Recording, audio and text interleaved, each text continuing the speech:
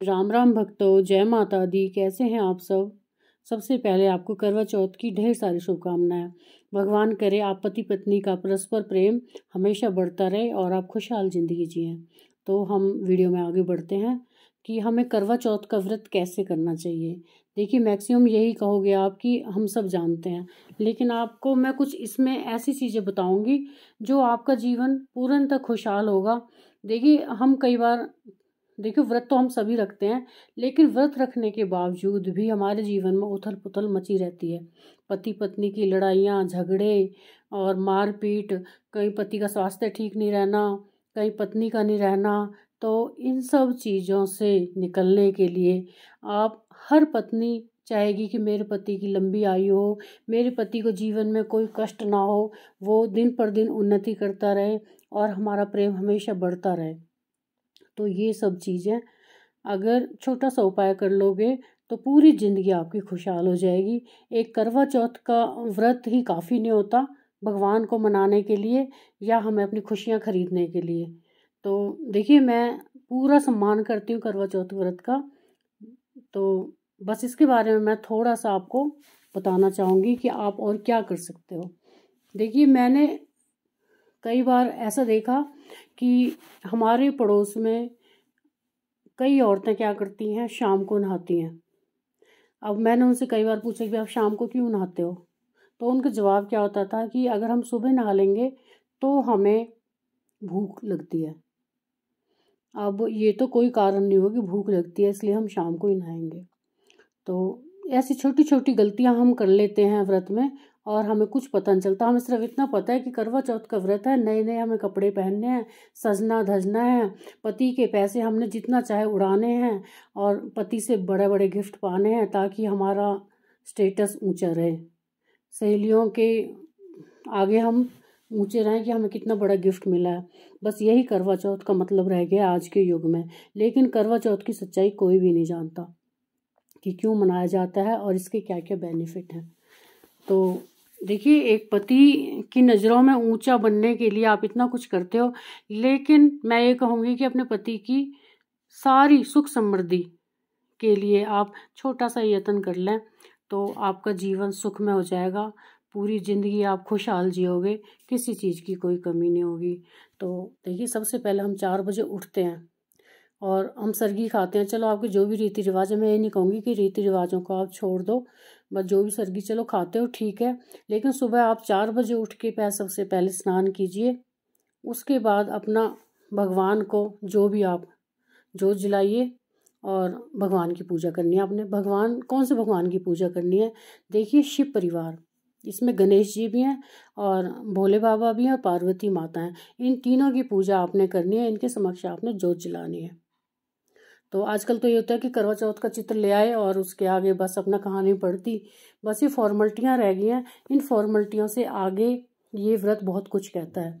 तो देखिए, शिव परिवार की पूजा करनी है। सुबह आपने 4 बजे उठ के वो जोत जलानी है और भगवान से फिर भोग लगाना है। जो भी आप सरगी वगैरह खाते हो, जो भी आप खाते हो उसका भोग लगाना है आपने।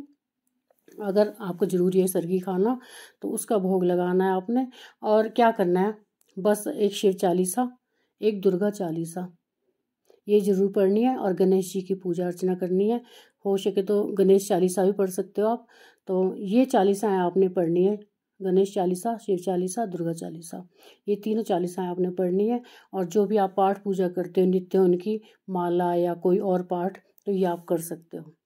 तो और बस भगवान से यही कामना करनी है, हाथ जोड़कर अपने हाथ में जल लेना है, लोटे से लोटा रखना है जो जल का, उसमें अपने जल लेना है और ये प्रण करना है, हे भगवान, मैं आपके समक्ष विनती करती हूँ, मैं आपकी बच्ची हूँ और मैं आपकी शरण में हूँ। पूर्णतः हमारे दाम्पत्य जीवन में किसी तरह का कोई भी उतार चढ़ाव ना आए, बस खुशहाली खुशहाली हो।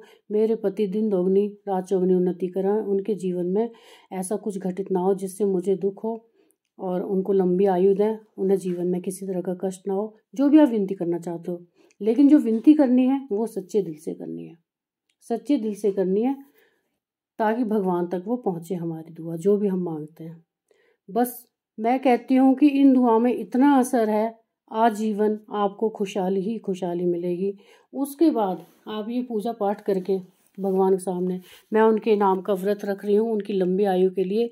मुझे शक्ति दो कि मेरे व्रत में कोई भी किसी भी तरह का अड़चन ना आए।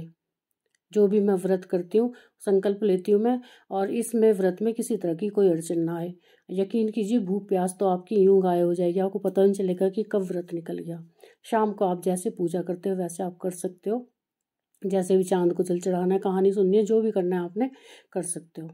तो मेन मकसद मेरा यही है कि मैंने बहुत औरतों को देखा है, बस अपना वो खाना पूर्ति करेंगी, शाम को थालियाँ बटाएंगी, जो भी करेंगी, कहानी सुनी और हो गया। लेकिन ये पूजा, शिव परिवार की पूजा बहुत ज़रूरी है, और शायद आपको बहुत कम लोगों को पता होगा कि इसमें शिव परिवार की पूजा की जाती है। क्योंकि आप देखिए, शादी ब्याह से पहले भी शिव गौरा की पूजा होती है, इसमें भगवान भी करते आए हैं। देखिए, माता सीता ने भी उनकी पूजा की थी, भगवान भी उनकी पूजा करते आए हैं अपने वैवाहिक जीवन के लिए। तो उनकी पूजा अर्चना बड़े सच्चे दिल से करनी है, शाम को उनकी आरती करनी है, और उसके बाद आप रूटीन में आप जैसा व्रत रखते हो, जो भी आपके रीति रिवाज हैं, वैसे आप व्रत कर सकते हो। अच्छी तरह से सज धज के आपने खूब श्रृंगार करना है, 16 श्रृंगार, और नए नए वस्त्र जैसे भी आप पहनते हो, तो अच्छी तरह से आप व्रत कीजिए, अपने पति को खुश कीजिए, अपने जीवन को सुख में बनाइए। मेरा कहने का मतलब है, ये पूजा बहुत ज़रूरी है। और इसके बाद जो भी आप सास को अपना जो भी देते हो, तो बस उनसे आशीर्वाद सच्चे दिल से लेना है, सच्चे दिल से। अपने माता पिता की, ये नहीं सास को सरगी दे दी, वहीं हमारे पिताजी हैं, उनको नहीं, दोनों के चरण छूने हैं और उनसे आशीर्वाद लेना है अपने सौभाग्यवती होने का। तो सच्चे दिल से जब आप उनके पैर छुएंगे तो उनका आशीर्वाद बिल्कुल विफल नहीं होगा, भगवान आपकी ज़रूर सुनेंगे और हर तरह से आपको सुख शांति मिलेगी। बस इतना ही कहना चाहूँगी, वीडियो ज़्यादा लंबा नहीं करना मैंने। मेरा कहने का मतलब सिर्फ इतना ही है कि व्रत तो आप तब भी रख रहे हो, निर्जला रख रहे हो, इतनी मेहनत कर रहे हो, लेकिन इस व्रत में विधि विधान से अगर पूजा की जाए तो हमारी मनोकामना जरूर पूरी होती है, हमारे जीवन में कोई भी कष्ट नहीं आएगा।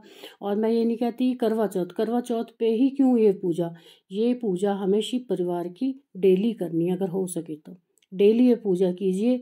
इससे हमारे जीवन में किसी भी तरह की कैसी भी कठिनाई नहीं आएगी। आपका प्रेम दिन प्रतिदिन बढ़ता जाएगा, आपका जीवन सुख में रहेगा, आपका परिवार बिल्कुल खुश रहेगा।